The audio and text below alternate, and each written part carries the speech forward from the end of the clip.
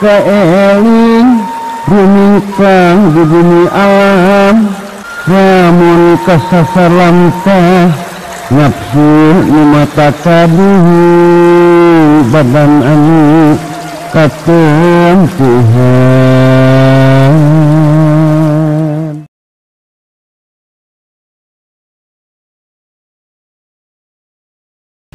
Jajadian Gusti Allah anu dibedakeun ti makhluk nu sejenna, anu dimulyakeun, anu diunggulkeun di antara makhluk-makhlukna ku bahasa urang disebut manusia. Tiap aya bahasa tangtu aya harti, tiap aya harti tangtu aya maksud jeung tujuan anu pasti.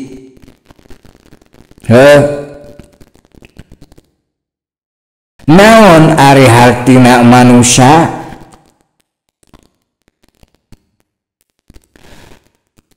Pan manusia teh kakara disebut manusia lamun bisa ngalaksanakeun kana pri kamanusiaanana. Moal bisa ngalaksanakeun pri kamanusiaanana mun teu nyaho kana hakna, nyaeta kana hak manusia. Ari hak manusia mah pan geus arapal nyaeta sidik, amanah, tabligh, patona, anu diantara prak-prakanana teh nyaeta nulung kanu butuh, nalang kanu susah. Da supaya dina tulung tinulunganana jeung papada manusia teu dumasar kana hayang dipuji, hayang dikenal, hayang diburuhan, hayang menang penghargaan ti papada manusia, mangka anjeun teh kudu nyaho kana harti manusia. Ayeuna mun ditaluntik secara etimologi, ari etimologi teh nyaeta tina asal usul kata atawa asal usul bahasa. Jadi mun secara bahasa manusia teh asal tina dua suku kata, nyaeta manu jeung sa. Ari manu eta asal tina kecap mani, ari mani eta tuduh kana asal mula kajadianana, nyaeta asal tina getih sagulung anu disebut mani, anu kaluar tina sumsum balung indung jeung bapa. Bisana eta mani jadi jasad anjeun, nyaeta ku kersa jeung kawasana kagungan Gusti Allah. Dina ngajadikeunana Gusti Allah ngagunakeun syariat. Syariatna teh nyaeta indung jeung bapa anjeun. Tapal badieu anjeun kudu nyaho jeung kudu sadar yen jalma anu ninggalkeun syariat bari hirupna masih kene hirup di dunya, eta teh geus linglung, geus poho kana jati dirina sorangan, geus poho kana sejarahna. Padahal sejarahna teh manehna teh datang tinu bogana ka alam dunya teh make syariat. Naon hartina?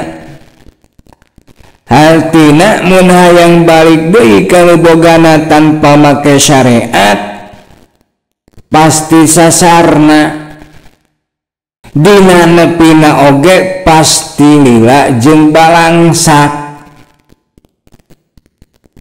Mun dicontohkeun ku conto anu nyata mah dina kahirupan urang ayeuna, misalna Haji Cecep teh ka Mekah.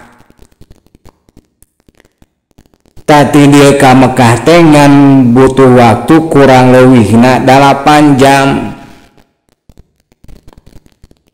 Kaitung tereh. Naon sababna bisa tereh? Sabab make syariat. Syariat nate nyaeta pesawat. Jeung naon sababna teu nyasar? Sabab pesawatna aya pilotan. Pilotna teh geus nyaho Mekah jeung geus ngalaman ka Mekah. Tuluy ti Mekah Haji Cecep teh hayang balik deui ka lembur, tapi balikna embung make pesawat, embung make syariat, keukeuh hayang lompang sorangan. Kumaha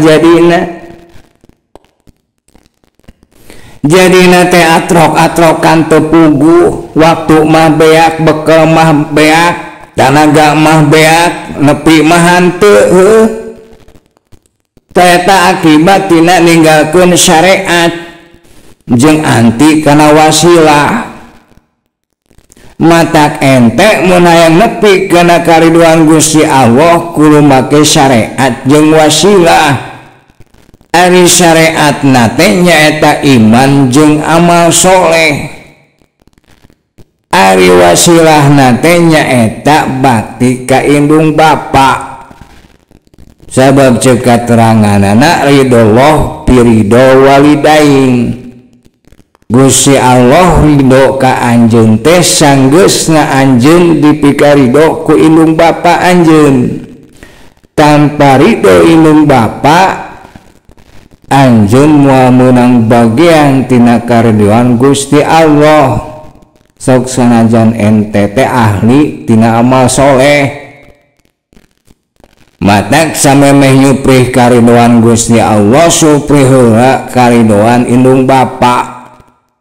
Di mana anjeun teu meunang hidup ti indung bapa, hirup anjeun di alam dunya moal waluya.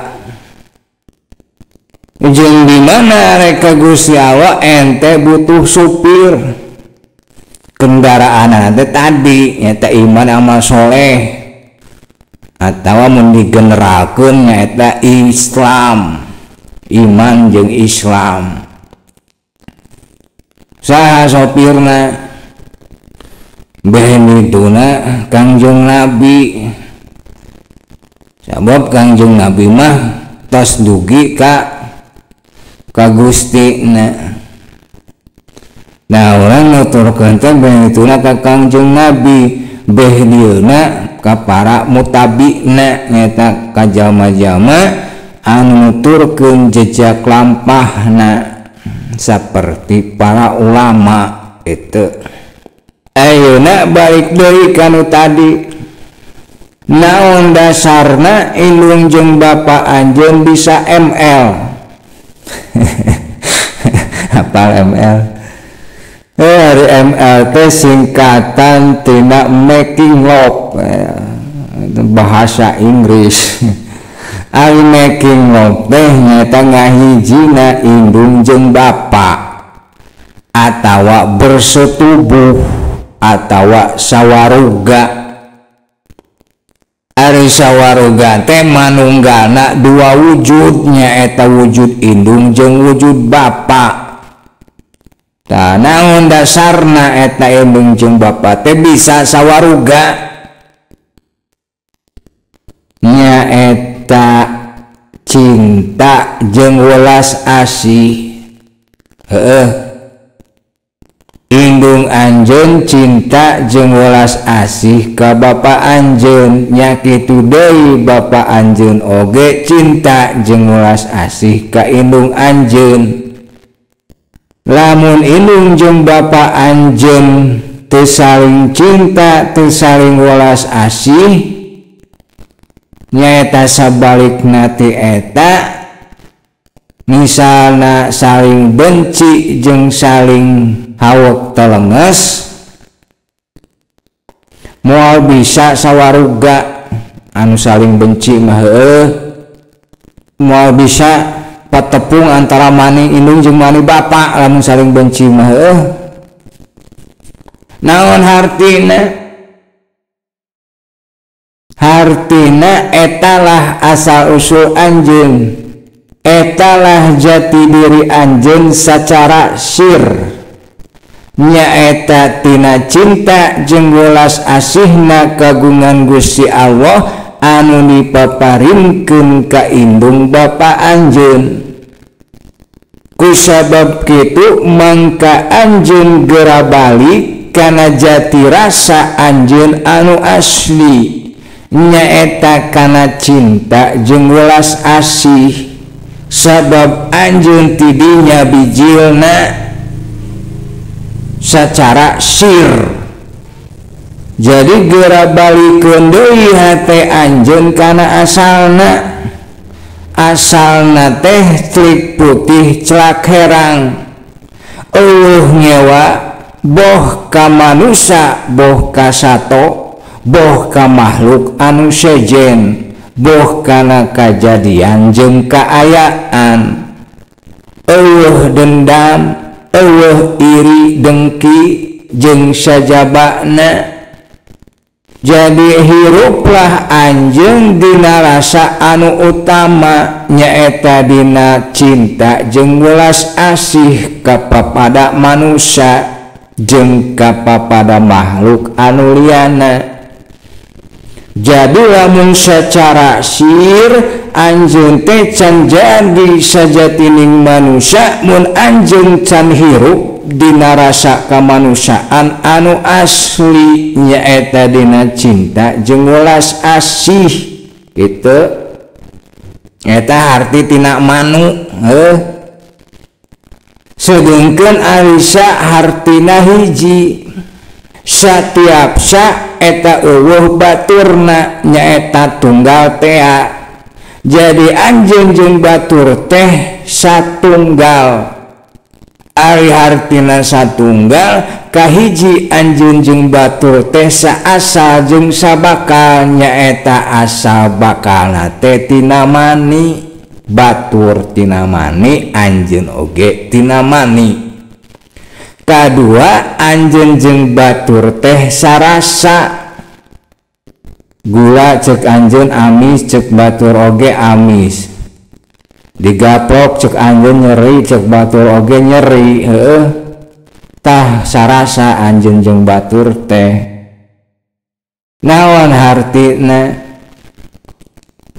Hartina anjeun ulah kahalangan ku golongan, rek nu golongan itu rek nu golongan ieu eta teh manusia keneh.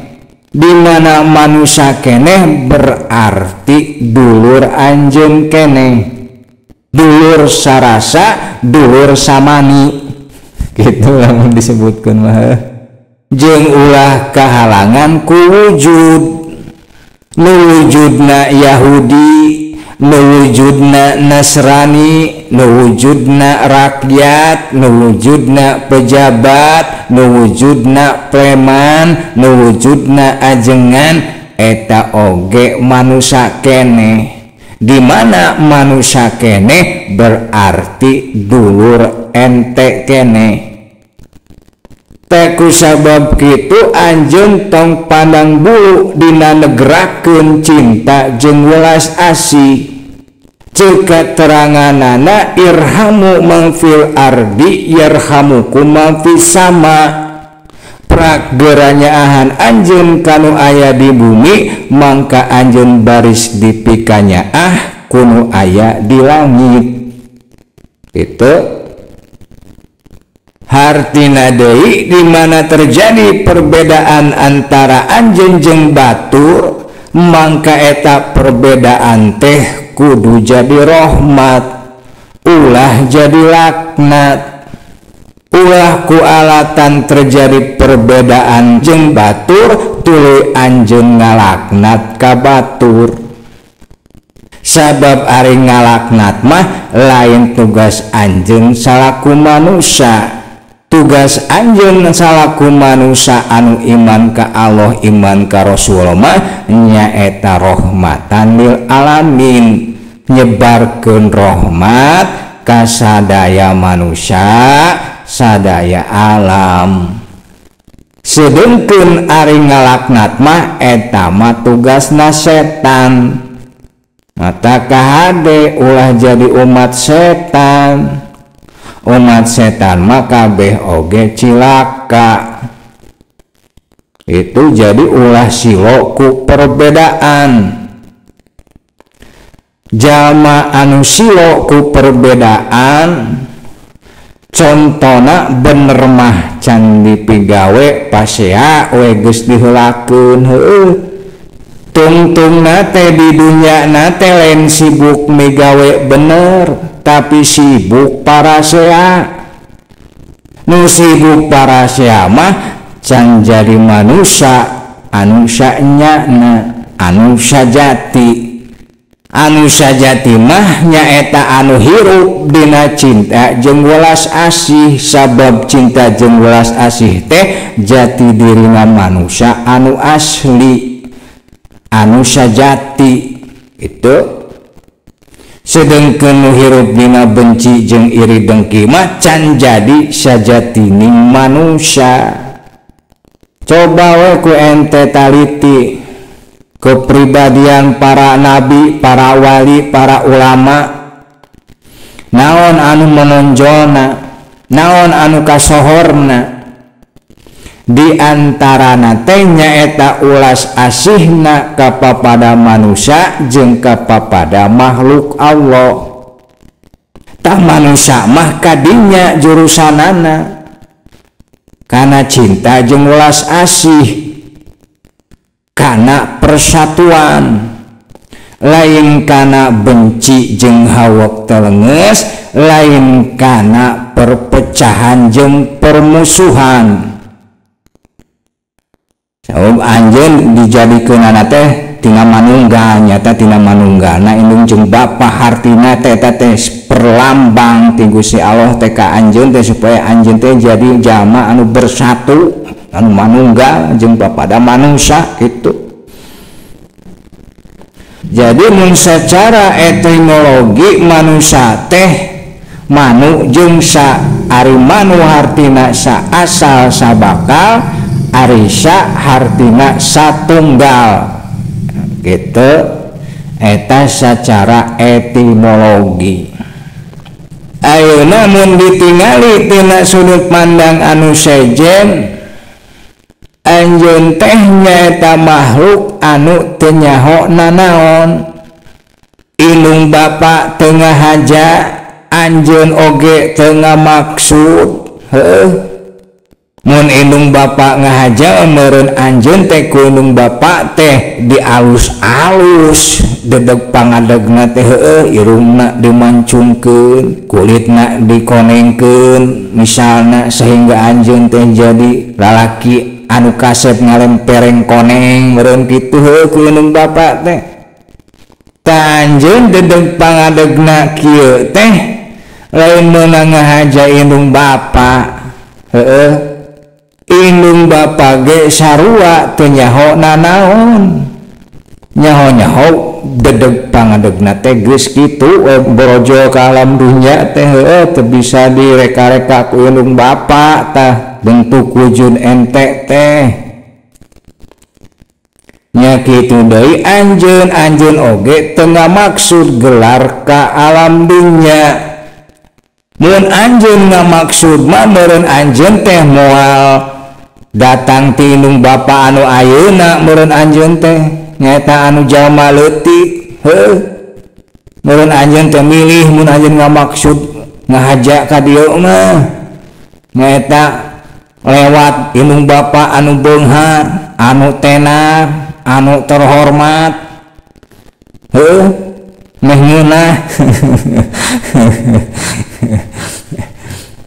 Jadi anjeun asal ti alam eueuhna naon, datang ka alam ayana naon teh dina kaayaan teu nyahona naon jeung teu mawa nanaon. Naon hartina? Hartina mun anjeun rek balik deui ka asalna kalawan sampurna, atawa mun anjeun hayang maot sampurna, tak kadinya jalana. kana urut anjeun datang. Artina geura balik anjeun kadinya nyaeta kana eueuhna naon. Sabab mun anjeun maot dina ayana naon mah maotna teu sampurna. Contona anjeun benci ka hiji jalma tuluy anjeun maot dina kaayaan eta benci, hartina anjeun maot aya dina nanaon nyaeta aya benci ka manusia. Mun anjeun maot dina aya nanaon kadituna bakal dina naon. Sabalikna mun anjeun maot dina eueuhna naon moal dina naon da teu kunanaon. Heueuh, ari maot dina eueuhna naon teh hartina dina sumerah diri. Panceuk keteranganana ge wala tamutuna ila wa antum muslimun, jeung anjeun ulah rek maot kecuali dina kaayaan sumerah diri. Jadi can disebut sumerah diri mun di alam batin ente aya kenehna naon saperti aya aral subaha, aya ngarasula, aya benci, aya dendam, aya ngewa ka manusia. Eta nu kahijina. Nu kaduana geura balik kana eueuhna naon teh maksudna nyaeta eueuh andeukeun. Cek bari basa teh mah liuk eueuh ragap teu aya.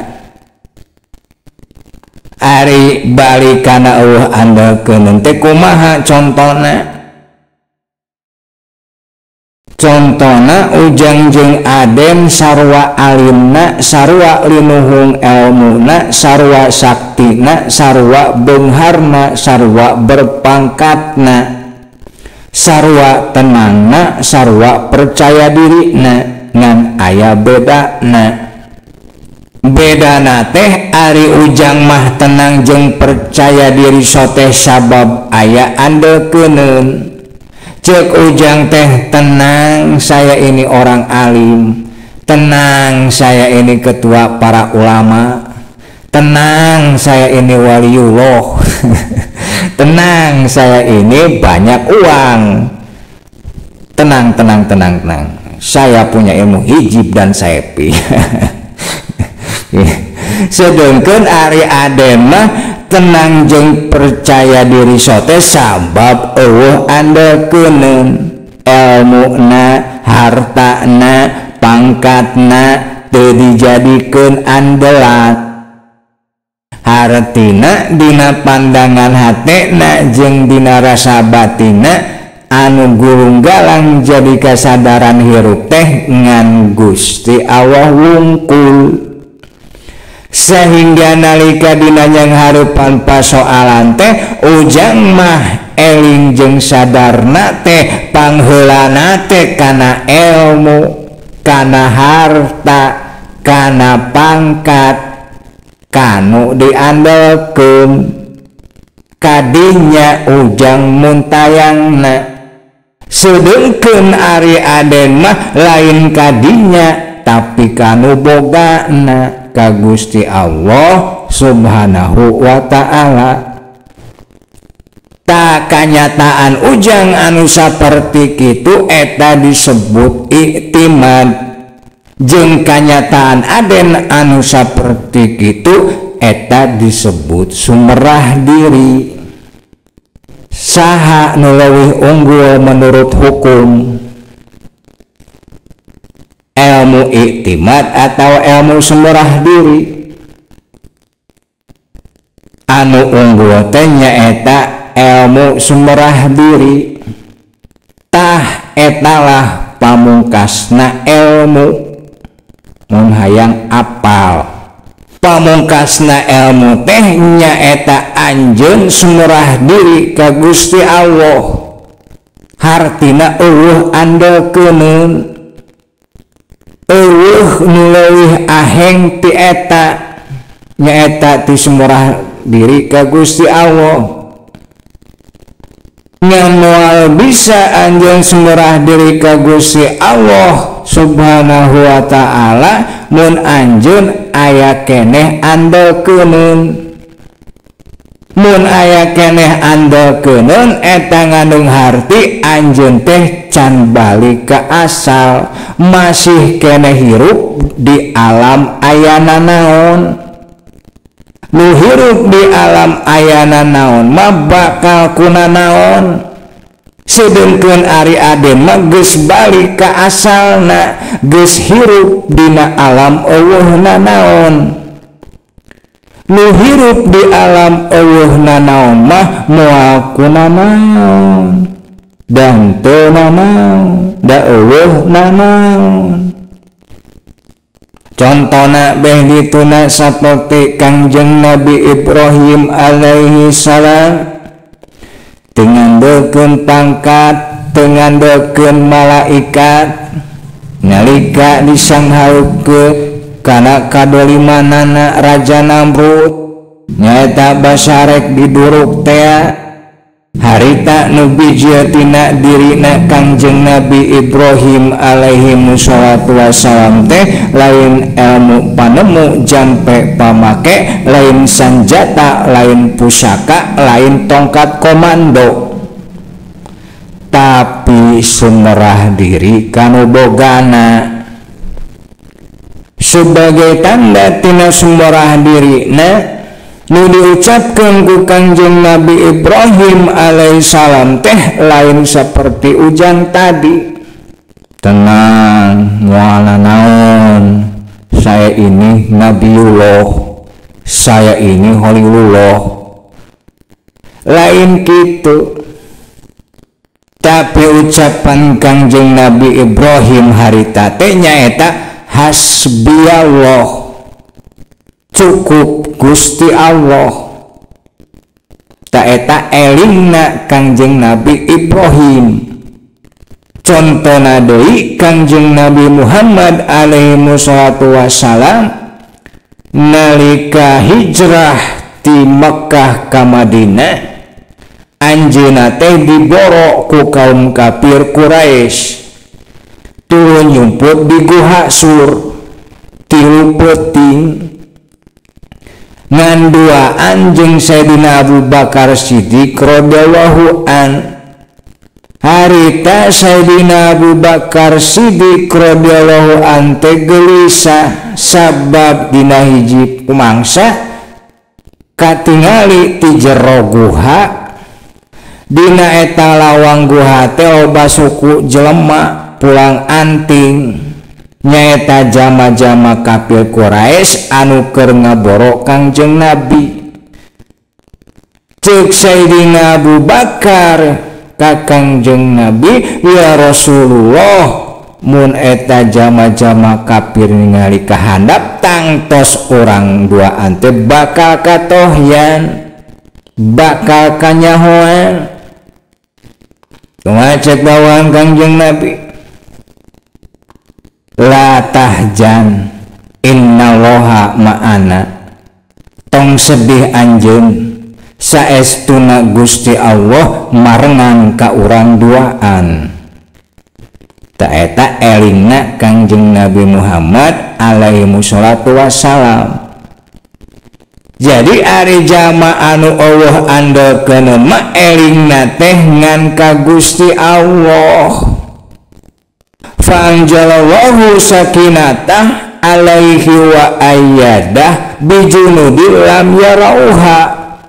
Mangka Gusti Allah ngalungsurkeun katenangan ka aranjeunna nyaeta ka Kangjeng Nabi Muhammad alaihi wassalatu wassalam tur ka Sayyidina Abu Bakar Siddiq radhiyallahu an.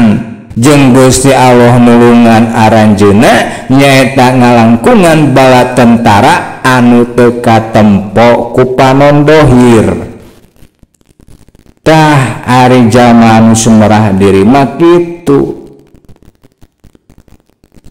Nyaeta jalma anu di alam batinna eueuh nanaon, anu eueuh nanaon dina alam batinna hartina eueuh andalkeuneun rek dikumaha-kumaha ku jalma anu nanaon mah moal nanaon.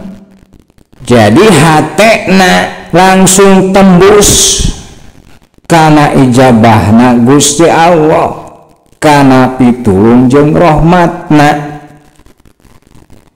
Sabab eueuh andeukeun eueuh nu ngahalangan, mun ngandeukeun kana ilmu bakal kahalangan ku ilmu, mun ngandeukeun kana harta bakal kahalangan ku harta. Naon ku anjeun diandeukeun tah eta anu ngahalangan anjeun tina tembusna hate anjeun ka Gusti Allah. Jadi mun diibaratkeun ku radio mah, mun ujang hayang nyambung ka radio galuh misalna kudu nyaho frekuensina. Mun frekuensina salah mah moal nyambung. Misalna frekuensina teh 88,8 FM, ari ujang nyetelna dina frekuensi 10,10 FM, nya heueuh moal nyambung. Menurut tadina berhubungan jeung Gusti Allah teh lir ibarat kitu. Jadi mun hayang nyambung ka Gusti Allah kudu apa frekuensina. Naon frekuensina? Frekuensina teh nyaeta kasucian. Ari sabagian tina kasucian teh diantarana nyaeta di alam batin anjeun, saperti dina hate jeung rasa perasaan ulah aya nanaon, ulah aya benci, ulah aya ngewa, ulah aya iri dengki ka manusia, eueuh ujub, eueuh ria, takabur, eueuh iktimad kana ilmu, kana pangkat, kana harta jeung sajabana. Jadi mun anjeun selalu bertanya-tanya, saya teh salat mah tara kalewat, zikir mah rajin, zakat mah osok, tapi naha doa teh teu diijabah wae. Lamun terjadi seperti kitu, tingali ka jero ka alam batin ente sorangan, bahwa di alam batin ente teh lobana naon, bahwa aya ngewa ka batur, bahwa aya nganyerikeun hate batur, bahwa di alam batin ente teh loba kenehna naon, bahwa aya keneh andeukeun, hartina can sumrah diri. Anu sumrah diri mah ceuk kateranganna dina Al-Qur'an oge pan wa upawudu amri ilallah innallaha basyirun bil ibad. Jeung abdi nyumrahkeun diri dina sadaya urusan abdi ka Gusti Allah, saestuna ari Gusti Allah eta nu kagungan maha ningali ka hamba-hambana anu ngarabdi. Hartina ari jama-jama anu sumrah diri mah, anu ngabdi mah aya dina pangraksana, aya dina pangjaringna, aya dina penjagaanana, aya dina perlindunganana. Tegasna mah ditangtayungan ku pitulung rahmatna Gusti Allah, matak di dunyana jeung di akhiratna moal nanaon kitu.